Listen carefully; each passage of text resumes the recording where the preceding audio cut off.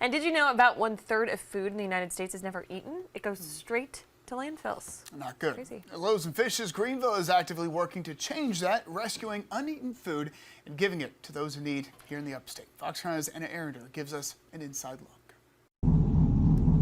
I'm spending the day with Nathaniel McCrae. We're going to Feed and Seed. They are one of the most important parts of the food system in Greenville right now. Operations manager and part-time driver for Loaves and Fishes Greenville. Our drivers, a typical day is anywhere between 8 and 15 individual stops. The organization partners with about 100 food donors across the county, rescuing uneaten food and delivering it to those who need it most. That's one of my favorite things about my job. With just 4 truck drivers on the road during the week, they each move about 20,000 pounds of food per day. That will touch several dozen partners in any given week. One stop on the route, picking up 3 pallets of tomatoes, squash, and peppers from Feed and Seed at Judson Mills. Feed and Seed allows farmers to come here and store their food until Loaves and Fishes can come and pick it up and then distribute it out to their partners. They say this is a real game changer for their program. They're remarkable partners.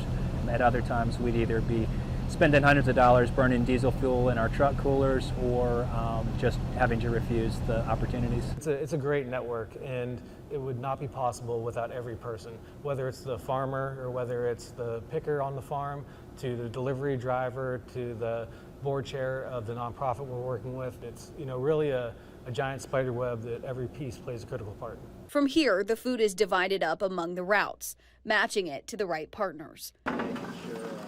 McCrae tells me with the help of Feed and Seed, Loaves and Fishes plans on expanding operations to 5 other communities over the next 5 years. In Greenville, Anna Arender, Fox Carolina News.